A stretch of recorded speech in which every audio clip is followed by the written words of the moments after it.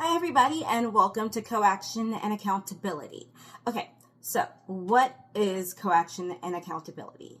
So for a quick rundown, the whole purpose of CoAc events is to have a virtual co-working space that is designed to foster focus, productivity, and mutual support. It's just a space that helps the participants of the event to work together with structured time blocks, balancing our solo deep work, and allowing for there to be communal check-ins so that we can build a practice of accountability for our goals.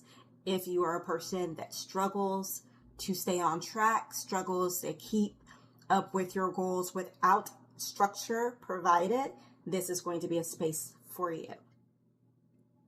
I originally came up with the idea of coaction and accountability not as a part of the lifestyle revolution with Shalyse Wright-Bethea community. Actually, this was before I rebranded the community at all. I just came up with it because we were having the COVID-19 pandemic and it was 2020 and I had a thesis to write and I was stressed out and felt a little bit alone. So I started posting links on my personal social media to a Zoom room and said, hey, if you want to come hang out while I'm working, feel free. And that's where it started. I just invited people to come and share space with me and parallel work with me or just have conversations with me when I was casually working on my thesis for my master's in IO psychology. And then the event kind of blossomed from there and people come in and out of the community all of the time. And that's what we do. We just work in parallel with each other. Now, just to be clear, it is a space for work. This isn't a networking specific event. This is about coming and getting your projects done with a moderator, me, who kind of is there to guide the session. And you know that you're in a supportive environment that's about you tackling your personal or professional task that you just need a little more time guidance for. I'm all about autonomy. I'm not trying to take away your autonomy. I'm trying to help you build confidence in your ability to do time management. So it's about helping to set a format that you can learn to balance your workload in, but also giving you a space to come to every 2 weeks so that you know there is a space for you to work on said project and you add that into your schedule. This is all about shared accountability, encouraging you to set your intentions and to reflect on your goal process so that you're actually achieving your goals. We're about getting work done here. And even though this has structure to it, you don't have to follow the structure to a T, at least outside of the main room. That's right. We have our main room, but that's just when you log into the Zoom, you come into the main space. That is our virtual office, and you're going to be in that space. We have the format. We follow the format almost religiously in this space. However, there are also breakout rooms. And let me just go over the breakout rooms with you so you understand where your flexibility lies. We have the break room. So if you don't feel like working for a little while outside of regularly scheduled breaks, or you want to have conversations with someone that's completely off topic of the projects that people are working on, you can go to the break room. It's completely off mic, cameras on if you want. It's there for people to just chill. If you want to network, you can use that space to network. It's a non-working space. I don't invite you to work in that space. I invite you to chill in the break room. And then we have the Idea Lounge. That is another workspace. It is talking. The mic can be on. You can use chats within that space, but it's about bouncing ideas off of each other, helping each other with a lot more freedom of communication than the main room allows, because the main room, you have to be on topic. You can ask for help, but you can't be disruptive. In the Idea Lounge, the whole intent is that the mics are on, so people are going to be talking in that space. So if you cannot work while people are talking, then that is not a space for you. Now, like I said, in the virtual office, our main space, people will occasionally be having conversations as necessary. So if you don't want people to be talking at all because that's going to distract you, we have a breakout room called the Quiet Table. It is mics off. We suggest cameras off unless you're also doing body doubling, so that people have a completely quiet space to focus in. And you can come in and out of these spaces as you choose. You should have, the settings should be set up so that you have the freedom to move in and out of the breakout rooms and into the main space as you so choose. And if you have trouble with that, just message me. I'll always be listed as the host within the event. Our last breakout room that we have as of now is the Writer's Den, which is for anybody that is a writer. You can go in that space and work in there, especially if you have other writers that are attending and you guys want to have conversations about writing processes or anything like that. That room is specifically for writers. And if you have other breakout rooms that you need because either you want to bring some people in and work on a project during this time, or you just have a whole different idea for a breakout room, and you have people that want to do that with you, that's fine. Let me know in advance. I can make sure I set up the breakout room for you and I label it so that we don't, so that you have your space for that. People will still be able to access it, but I can always make the announcement at the beginning that that breakout room is set up as a private space. So, you know, don't go in unless you are one of the people that were invited. And then if I need to remove people or whatever, you can always let me know so that that can be handled. Those are our breakout rooms, and as you can see, it offers a lot of flexibility for how we use this virtual space, because you can either be in the main space that is formatted and we follow a structure, or you can go in and out of the other spaces as you need. Now, I keep talking about this format, right? So let's go over what that actually looks like. All right. So we start the meeting with 5 minutes allotted for announcements. Rarely do I have 5 minutes worth of announcements because a lot of this event is self-guided. When you log into the Zoom room, a document will already be up that has everything that you need to know about coaction and accountability, and the likelihood that your announcements will be somewhere within the bottom portion of the document is extremely high. And I will let you know. Announcements are really for important things like letting you know new session dates, letting you know if something has come up in my schedule and I'm going to have to cancel an event and I already know that.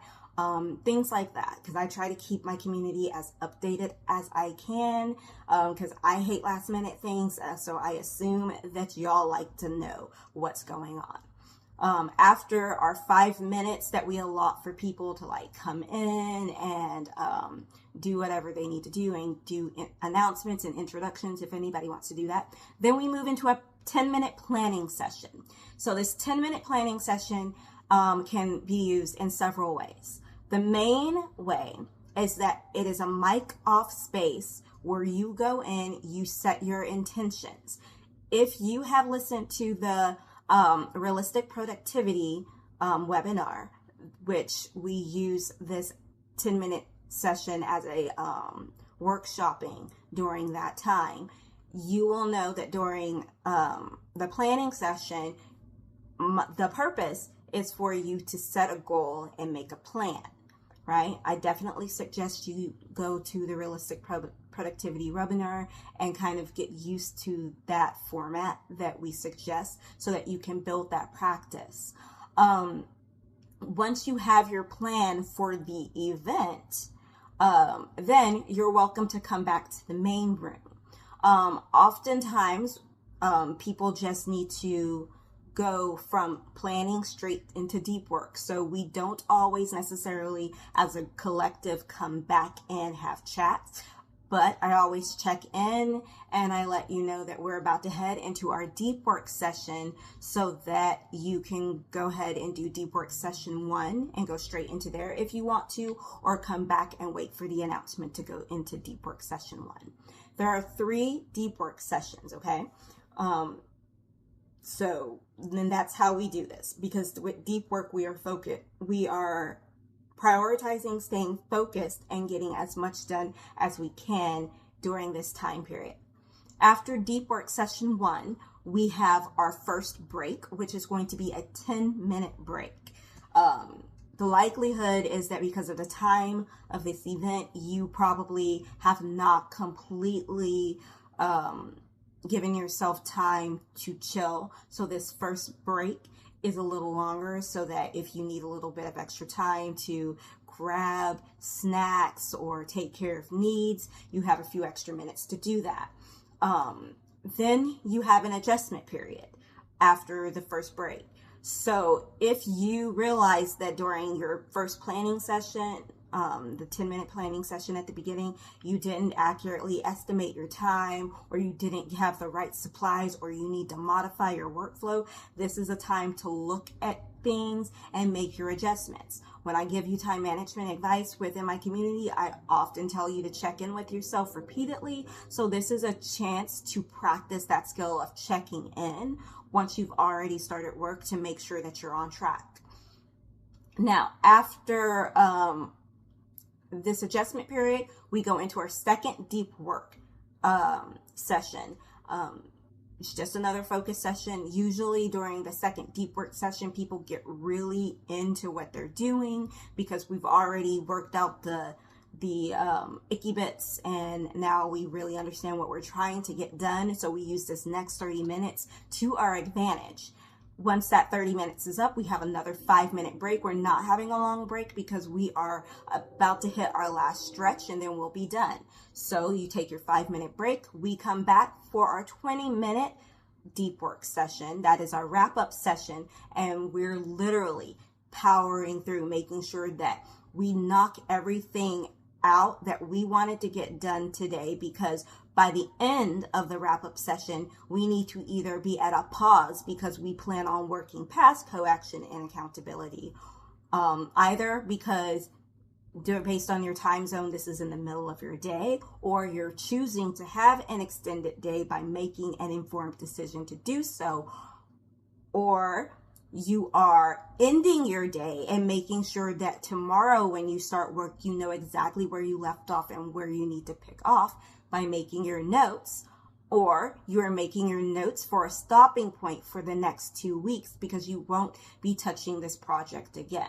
Now, of course, you can work on your projects that you work on during coaction and accountability wherever you want. But when you end this wrap-up session, you need to decide, am I pausing or am I stopping? And what does that look like? That's what should be happening at the end of by the end of your 20-minute wrap-up session.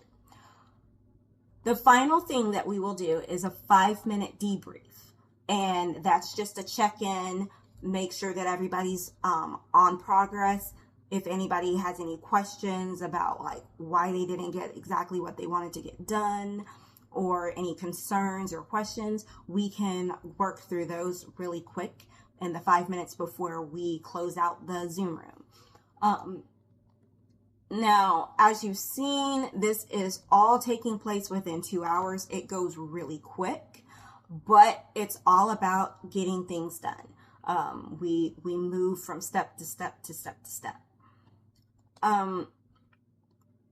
Now, once we're done, we ask everybody to try to fill out a poll just to make sure that you are feeling confident, or to at least, be really honest. If the format didn't work for you, let us know, because it is a community event. So I do have the format, a specific way to teach specific skills, but also if it's affecting the community and the community is struggling, we might need to modify, at least for the consistent members, for a little while we practice getting into that workflow. And there is no shame if the structure of this is a little bit difficult for you. Again, you're learning a time management skill, you're learning self-care all throughout practicing within the space of coaction and accountability. Now, before I let you go, I just want to remind you that before you leave a coaction and accountability event, you need to make sure that you have downloaded the freebie. It's usually the same freebie, but occasionally I do change it out for another tool within the Lifestyle Revolution with Shalyse Wright-Bethea community, because that's what I do. I create time management tools for neurodivergent and disabled people and people who otherwise are struggling with time management from traditional resources. I make tools to help you practice the skills and the skills gaps that are often missed when teaching time management. So just check to see if you've downloaded your freebie. Again, make sure you have gone through the Realistic Productivity webinar. It's really quick. It is available on the Patreon community. And if you are a member of the Patreon community, everything should be easily downloaded. So I don't know if all of the free members at all times have access to each part of the downloads for it, but they can at least listen to the webinar if they can't download all of the parts of it, which I do make it so that the parts are downloadable. There's also an activity sheet to do with it so that that you can use as your planning sheet for coaction and accountability as well. So that's pretty much all that coaction and accountability is. If you have any questions about it, let me know. Bye, everybody.